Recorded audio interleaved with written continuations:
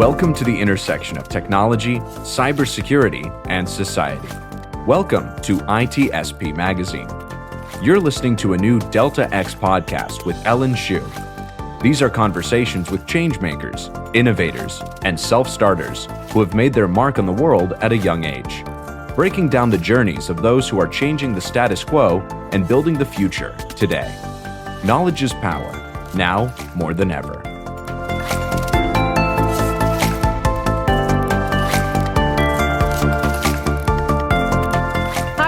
And welcome back to Delta X Podcast. I'm your host, Ellen Shu, and today we're going to talk about Minecraft for science education. So I know when I was personally heard about this guest, I was super excited about the idea of this new way of learning about science. So I'm really excited to have Aditya on my podcast. He currently does work at Inspirit and MakerGet and studied at Stanford as a Knight-Hennessy Scholar. He is building a Metaverse for K12 science education, and his company has raised $3.6 million and grown to 32 full-timers in the US, India, Russia, Israel, and the Philippines. He was also awarded the Forbes 30 Under 30 in education. Hi, Ellen. Thanks for having me here today. One thing I was curious about is what really inspired you to approach education using this kind of untraditional method, or what you describe as Minecraft for educational purposes. Yeah, absolutely. So, I always consider myself an educator and a lifelong learner first, and then an entrepreneur and a researcher and an engineer next. To me, education is what I want to be able to make a difference in. And I see immersive technologies, XR, VR, whatever it is that you want to call it. I see immersive technologies offering a very huge opportunity to solve some very fundamental problems that we face in education today. Challenges around building hands-on learning opportunities, building critical thinking learning opportunities, building collaborative learning opportunities. I think these new technologies can fundamentally change the way in which learning can move from more memorization heavy, rote learning heavy learning to learning that is more collaborative, social, fun, and meaningful. Mm-hmm. And is there any specific moment where you kind of realized that all of these were problems that could be solved with VR? That's a very good question. So when I am doing my PhD at Stanford, my entire research is dedicated to trying to understand what VR can offer to the classroom and to K12 education. I think most people that get into virtual reality first are often blown away by how phenomenally unique and interesting of an experience it is. But it's very easy to fall into the trap of being, oh, this is a cool technology, let's find how VR can solve education. And I think it's very important to recognize that education itself is a very complex system of multiple stakeholders and multiple challenges, questions, issues, and history behind how and why we have things set up to the way they are.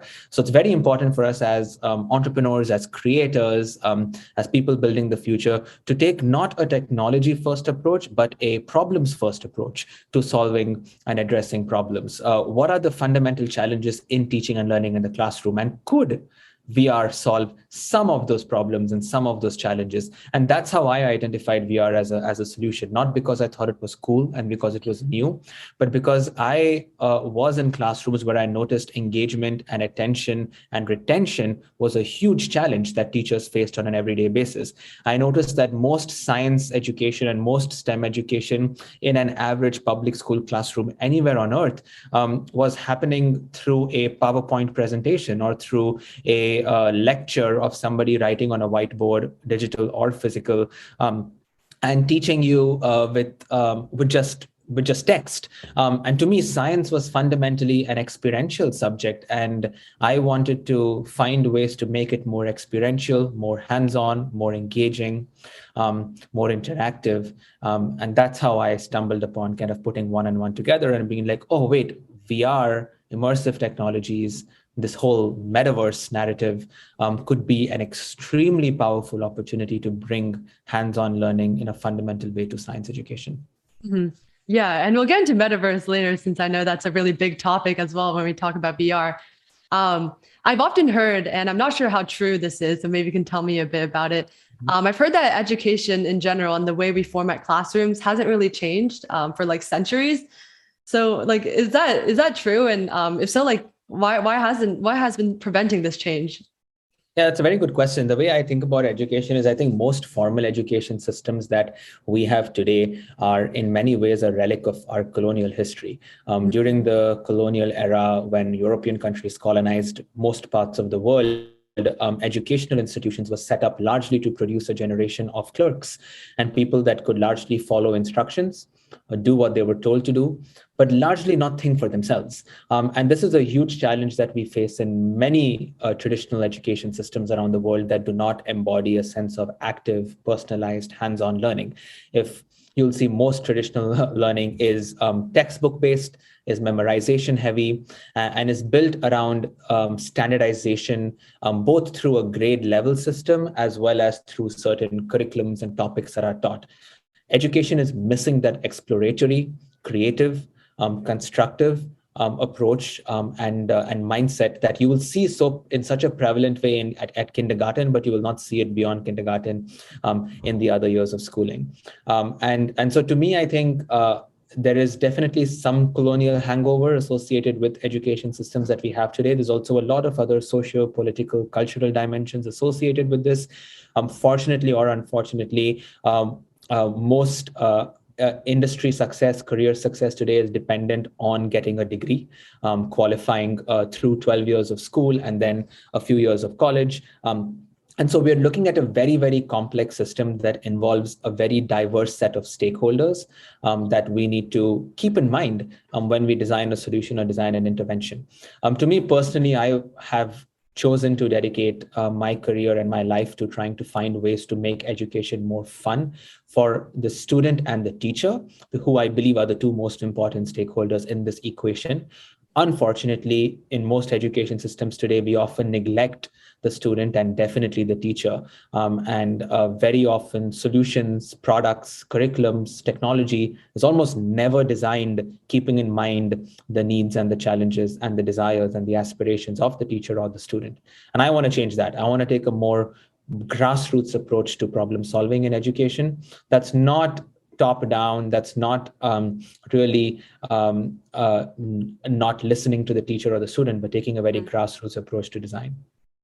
Yeah, that reminds me of something a previous podcast guest also brought up, which is that schools are really good at teaching you, I guess, how to learn information or like learning these facts. But what they're not so good at is getting students excited. And hearing you talk about like that problem as well, I think it's very true, especially when we think about the opportunities students get to explore. And that's also part of the reason why I really enjoy talking to people like you on this podcast, is that I think there's so many things out there to explore that isn't necessarily being tapped into by school systems.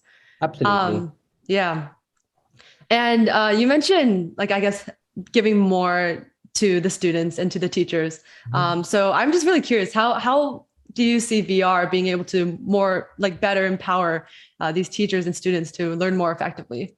Yeah, totally. That's a great question. So I think virtual reality affords, or when I say virtual reality, by the way, I should say that I mean the entire spectrum of immersive 3D experiences that are maybe today delivered through a hardware that looks like a headset that you put on your face, but tomorrow might look like something totally different.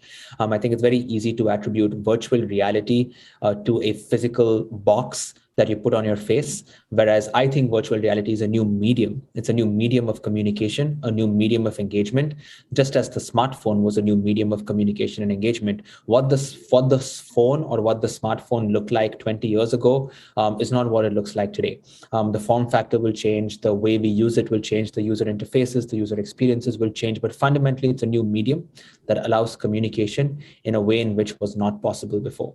And that's what I think about when I think about virtual reality. It allows you to be in places, have this sense of presence, and have this sense of being able to experience and learn from a place that is not your physical location that you're at right now.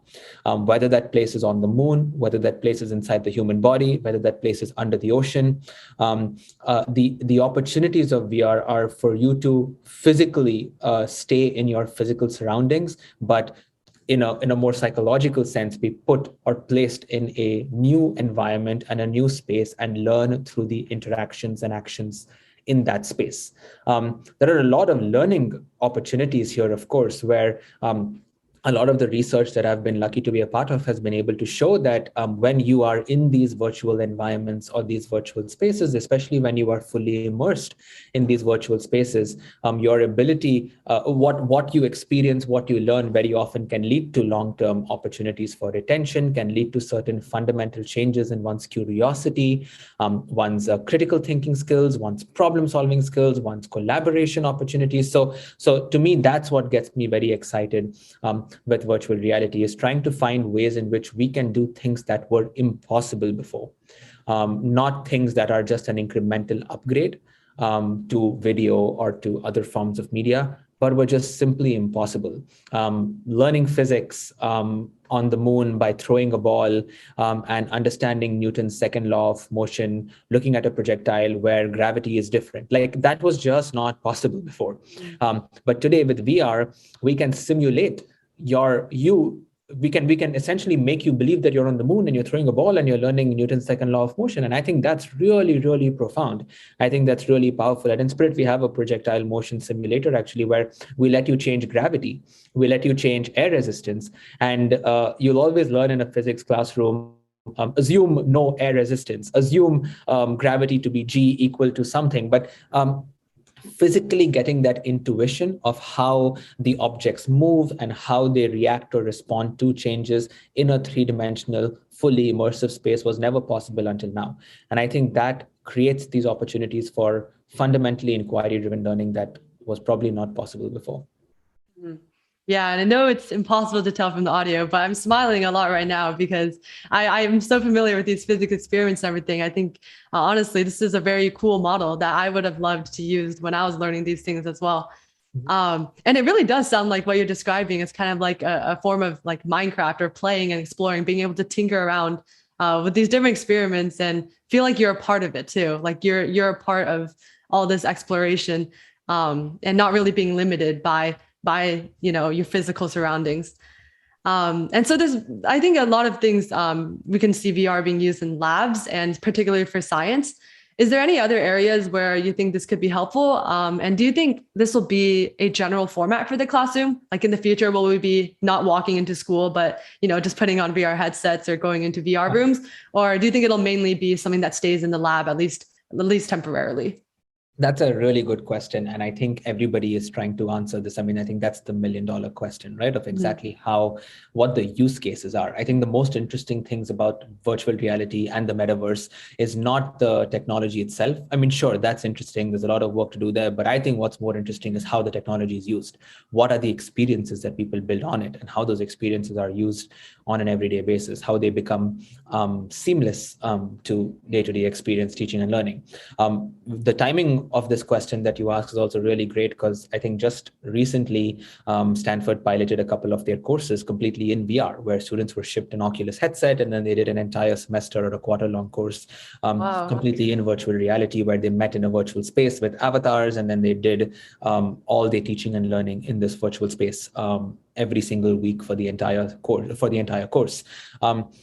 So that's one use case. And then there's the other use case where you kind of are in a physical space, or you're on Zoom, or you're in some sort of like traditional learning space, but VR is used as a supplementary tool.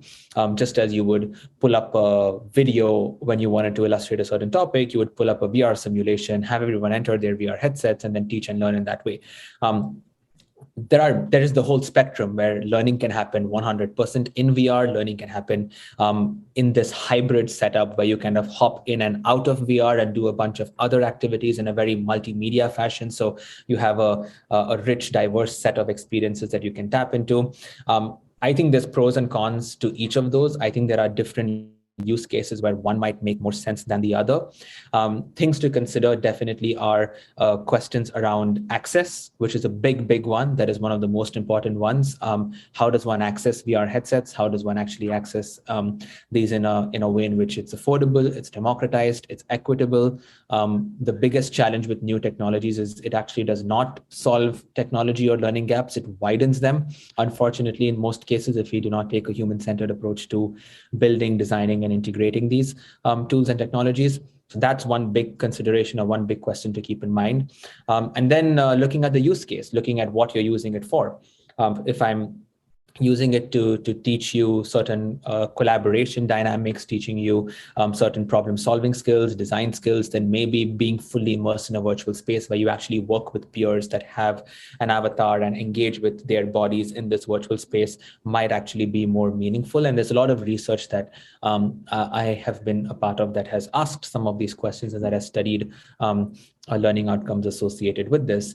But maybe in a more traditional science classroom context, or a physics class, or a history class, or a geography class, where you want to just understand this one topic. What did Machu Picchu look like 2,000 years ago when that community was first setting up their entire civilization? What does it look like to be on the Great Wall of China today? And like transporting yourselves to these spaces for a one-time simulation is a different use case, where maybe you still need the in-person classroom format. You probably still need the in-person social group conversations, but VR can be a great tool to take you to a new place temporarily, have you do something interesting and fun, and then come back and then engage and reflect and react and respond to what you just saw. Yeah, and actually, when I was browsing the web, I saw one of the papers you wrote about low-cost virtual reality for low-resource environments. Can you also talk about a bit about how VR as a technology can become more accessible and affordable? Yeah, I should have said this earlier as well. When we say virtual reality, it's also a catch-all word for a whole range or a whole spectrum of tools and technologies. People will call mobile-based Google Cardboard-like headset stuff VR as well, where you can open up a YouTube 360 video, put it inside your headset, and then you're experiencing VR. Many VR connoisseurs will not call that VR. They'll say that that's just 360 video, but that's not real virtual reality. Real virtual reality is when you have real-time feedback that you get through movements and motions and motion capture that's happening through hand controllers and more sophisticated head-mounted displays that have multiple degrees of freedom. And so I think it's very important to know what we're talking about in the spectrum. It's also important because the learning outcomes can differ. Some of my prior research was able to show that the low-cost options, the mobile-based solutions, the more 3 degrees of freedom, older VR headsets, did not demonstrate long-term learning outcomes because very often they lacked certain elements of presence, of immersion, of that fidelity, that realness of the experience, and therefore in some cases could actually cause a barrier to learning than actually support learning, unless it was designed in a much more thoughtful way with a lot of other considerations that were put in place. So I think of course the opportunities with low-cost VR are immense, and of course you can solve a lot of the challenges around access and affordability with them. But we also have to look at how they're designed and how they're built and what content is being delivered on them, because very often it's not a simple one-line answer to say that yes, using VR is going to improve learning. It depends on the hows and the whats in most cases. And currently, if I don't know too much about the pricing of VR, but currently it is pretty expensive. It is, and that's a good point you bring up. I actually wanted to also mention that. Yes, it is pretty expensive. It's still like $200 for an Oculus Quest 2 or $300, I think, today. At today's taping, that's what it costs. Why I say that is because if you just go back 5 years, the state-of-the-art consumer VR headset that probably cost you $300 today probably cost, I don't know, like almost $1,000. And if you go back 10 years, it was probably 2 times that. And the costs have been very high. The costs are dramatically dropping. Battery lives are increasing. The form factors are becoming more user-friendly. So it is getting better. It is going to get cheaper. The costs are going to continue to drop until we reach a point where it becomes consumer ready and it becomes consumer affordable. So I think this is why I think it's such an amazing time to get into VR and to get involved with the entire ecosystem of virtual reality and the metaverse, because we are at a time in history where we're going to reach that inflection point where VR is going to become accessible and affordable. The moment we get there, the opportunities for VR and learning are going to just explode. That's very helpful to know. Yeah, it's great. It's great to hear that like we've been seeing kind of, I guess, a Moore's law trend too in VR, in that things are getting cheaper, things are getting better, faster. Augmented reality is still a little far out though, like AR headsets, like the high-end ones, not the mobile AR stuff, but the the AR headsets like the Magic Leap and the HoloLenses of the world are still way too expensive for an average classroom. That's I why you see see. most of those use cases are still typically in enterprise and in industry. But even there, the costs are dropping. And I think that's a little lagging, a little behind Mhm. virtual reality hardware. Yeah, is there a reason why we don't hear as much about AR as we do about VR? Is it I because mean, it's surprisingly, harder? you actually use a lot more AR every day than VR. I mean, Snapchat filters are augmented reality, right? Mhm. Everything that you do with filters on images is all augmented reality. Most object recognition that happens from phone cameras today is AR. Your Apple Face ID is in some form or the other. It's doing real-time capturing of information, and it's using sensors of various kinds to capture data and information and make decisions. That is augmented reality. So augmented reality has actually made itself into consumer products much more than VR has. But augmented reality that's phone free, that's hands free, that's based on a head mounted display, almost like glass, that you can use to really get that seamless experience. That's far out. That's still expensive. I think there are challenges on processing in on device, which is a big challenge. There's lots of hardware challenges and constraints. Battery life is a big consideration. So you'll often see that the battery pack associated with an AR headset has to be tethered onto your trousers. And so it's just like a lot more involved. And we're still a little far out from making that so feasible that you can wear it like you wear a pair of glasses and go out to school every day. I don't think we're there yet. Yeah, that makes sense. And I actually forgot about all of these applications you mentioned. Reminded me of the Pokemon Go craze as well. There you go. Yep. Yeah, so you did drop a few times like hints about the metaverse. And so I think right now, if we could jump into that, Certainly. I think we could talk a lot about, this new exciting kind of idea that's been coming up recently. And we've been hearing a lot about it as well with like Meta and all these different companies who are also very interested in this idea. So I guess my first question is, what possibilities get you excited about the metaverse? Yeah, totally. So I will start out with saying that the metaverse is actually not a new idea. It's been part of science fiction narratives as well as a lot of niche academic and industry circles for a very, very long time. I think it's becoming more of a reality because bigger corporations and bigger companies have started to realign a lot of their strategies and their decision making around building for this metaverse. This metaverse is a lot more than just you being in 3D fully immersive environments. It's an entire ecosystem that covers all elements of engagement, social dynamics, participation, learning, and growth.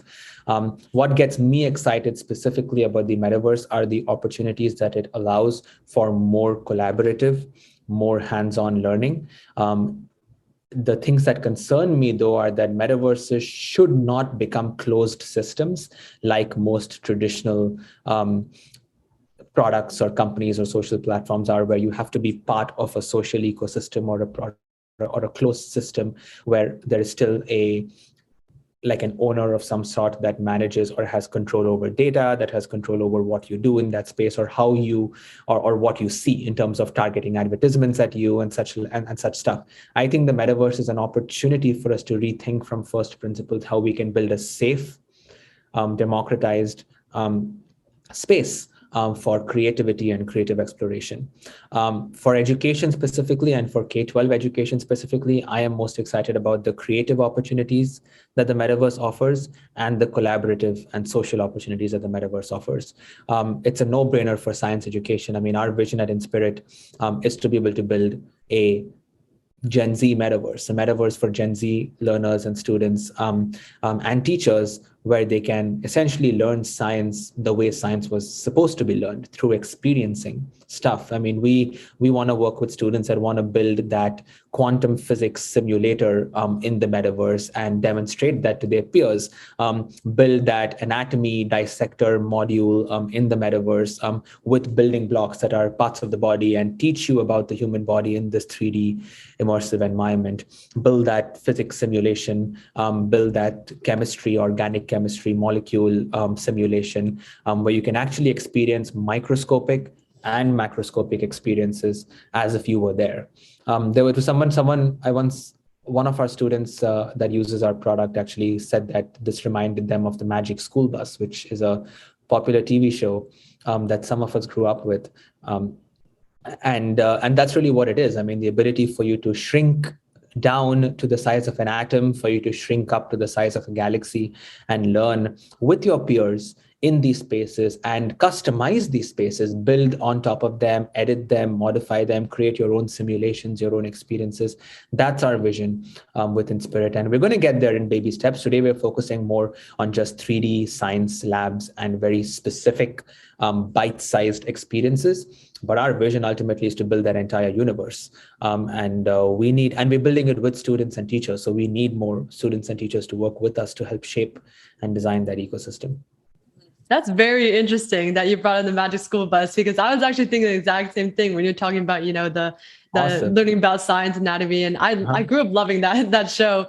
And I'm sure many other high schoolers did as well. So it does feel like this is kind of something magical that makes us really fall in love with science. And this is a whole new possibility of how we can take a look at science and learning. Mm-hmm. I also thought it was very interesting how you mentioned that Metaverse can't be a closed system.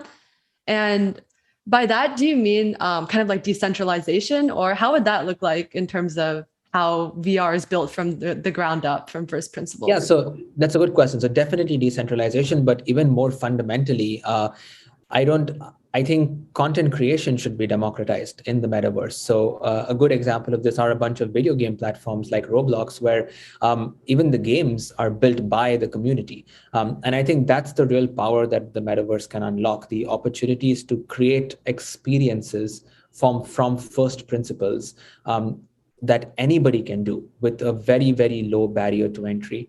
And that's what we want to allow with Inspirit. We're building labs and simulations, but our goal is to make them all customizable. So anybody can remix them, edit them, modify them, build your own worksheets, quizzes, guides, stories, movies, videos, and share them in a highly shareable and a highly social way. And to get to this vision of like a metaverse, are there any technological or like maybe even barriers in policy that maybe you've faced also in Inspirit that have been that are the kind of like roadblocks that we have to move over in order to get there? The most important thing is to build trust and build a safe space. I think, especially as someone that cares very deeply about education, that is top of mind for me, because we're working with children and this is an extremely impressionable age, an extremely impactful age. And it goes both ways. You can build experiences that inspire somebody to change their lives. Essentially, you can truly inspire people to become the leaders of tomorrow. But at the same time, it can also wound and harm people in very dangerous ways if the guardrails and the safety protocols and the privacy policies and the rules and the norms are not established by the community and moderated by the leadership or by the team or by the community itself in some ways and in some cases. So I think those are definitely top of mind for me. The metaverse that we want to build is not a metaverse where we track data, where we use that data to target ads or target resources to you. It's very easy for a metaverse to become a marketing engine for anybody, because the opportunities are immense there. Rather, I think a metaverse should be a playground that is free, that is safe, and that is inclusive, very, very inclusive.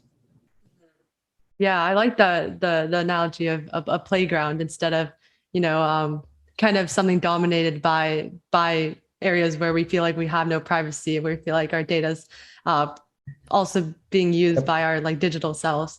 Mm-hmm. And so as we come to our last question, I wanted to go into a bit about, you've done a lot of work in science education, but I know you also mentioned that you're personally very have a love for science and a love for learning as well. So if you kind of have extra time to go deeper into any field or any topic of your choice, what would you think you would go into? Oh, that's such a great question. I would love to spend more time playing my violin. I really enjoy classical music, and I wish I had more time in the day to learn and become better at playing the violin. I love composing music. I love remixing music, and I also love kind of becoming better at classical pieces. And so I would love to take a very scientific approach to, and I think there is a science behind classical music, and I would love to take a scientific approach to really trying to make myself better at understanding, experiencing, and empathizing with music. Yeah, that's actually very beautiful. And It's funny because I actually read about a fact that Albert Einstein sometimes, instead of giving his speeches on like science when he was expected to, at random moments he'd just give a violin like kind of concert. And it's so funny because I never knew there was that side to these scientists we know. But there is this kind of beauty, I think, in combining like art and science and these like raw human values and connecting. Absolutely. And I think we often talk about STEM education, but we forget that we actually have to take a more inclusive definition and look at it as STEAM and not really STEM, where the arts are as important, if not more important, because most of the groundbreaking scientific discoveries in history have come from an idea that has been deeply situated in the arts, an idea that is more of a creative pursuit. It's more of an art and not a science, as they say in most cases. And so I think that the element of wonder, the element of curiosity, the element of inspiration that makes science worth it should not be missed out on. And we can learn all of those things from the arts. The arts are what make science really what it is today, an experiential subject. Yeah. And I think that's honestly, a message that you've also shown through your work, because it is really like, as you mentioned, with VR giving a sense of wonder. And there's so many places we find this wonder. And if we can introduce more of this, teach children to, love science, love art more, there's so much value to be gained from that. So where can listeners who are hearing this get involved? Oh, so you all should definitely check us out at inspiritvr.com. That's inspiritvr.com. Perfect. Yeah, I'll link the Discord down below, as well as the website, any other resources. Also, if you would like to check out more of Aditya's work. So with that, thank you so much for coming on. I think this is a really great learning experience for me too. I definitely feel a greater sense of wonder now for all that VR can bring. And it also broadened my definition of what I view VR as, not just like, as you mentioned, a box that you often see in these hypothetical like sci-fi movies or anything, but it's slowly becoming a reality, and I'm very excited for this as well. Oh, thank you so much for your time as well, Ellen. I really enjoyed doing this, and I wish you the very best.